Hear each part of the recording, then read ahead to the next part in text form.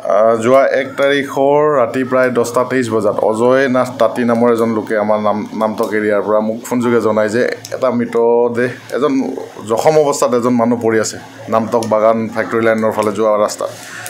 তো অতি সোনকালে আমাৰ পুলিচ পাৰ্টি পঠিওৱা হ'ল। তাৰ আগতে 108ৰ থ্ৰুদি ইনজুৰ্ড মানুহজনক হস্পিটেললৈ লৈ যোৱা হ'ল।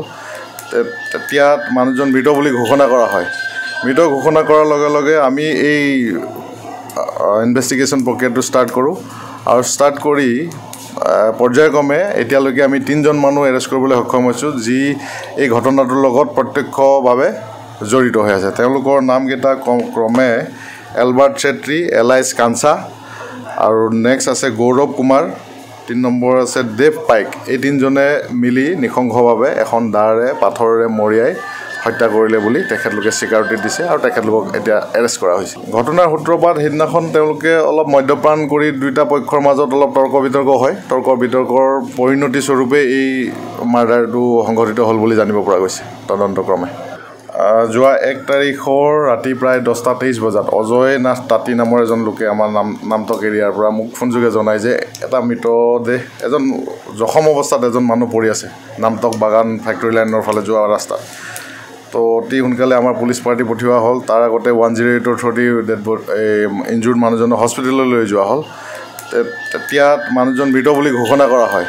মৃত ঘোষণা কৰাৰ লগে লগে আমি এই ইনভেষ্টিগেশ্যন প্ৰক্ৰিয়াটো ষ্টাৰ্ট কৰোঁ আৰু ষ্টাৰ্ট কৰি পৰ্যায়ক্ৰমে এতিয়ালৈকে আমি 3জন মানুহ এৰেষ্ট কৰিবলৈ সক্ষম হৈছোঁ যি এই ঘটনাটোৰ লগত প্ৰত্যক্ষভাৱে জড়িত হৈ আছে। তেওঁলোকৰ নামকেইটা ক্ৰমে এলবাৰ্ট চেত্ৰী, এলাইছ কাঞ্চা আৰু নেক্সট আছে গৌৰৱ কুমাৰ, 3 নম্বৰ আছে দেৱ পাইক। এই 3জনে মিলি নৃশংসভাৱে এখন দাৰে পাথৰেৰে মৰিয়াই হত্যা কৰিলে বুলি তেখেতলোকে স্বীকাৰোক্তি দিছে আৰু তেখেতলোকক এতিয়া এৰেষ্ট কৰা হৈছে। ঘটনাৰ সূত্ৰপাত সেইদিনাখন তেওঁলোকে অলপ মদ্যপান কৰি দুয়োটা পক্ষৰ মাজত অলপ তৰ্ক বিতৰ্ক হয়। তৰ্ক বিতৰ্কৰ পৰিণতি স্বৰূপে এই মাৰ্ডাৰটো সংঘটিত হ'ল বুলি জানিব পৰা গৈছে তদন্তক্ৰমে।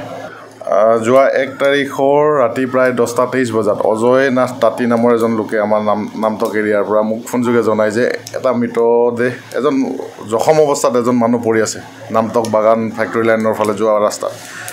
তো অতি সোনকালে আমাৰ পুলিচ পাৰ্টি পঠিওৱা হ'ল। তাৰ আগতে 108ৰ থ্ৰুদি ইনজুৰ্ড মানুহজনক হস্পিটেললৈ লৈ যোৱা হ'ল। তেতিয়া মানুহজন মৃত বুলি ঘোষণা কৰা হয়।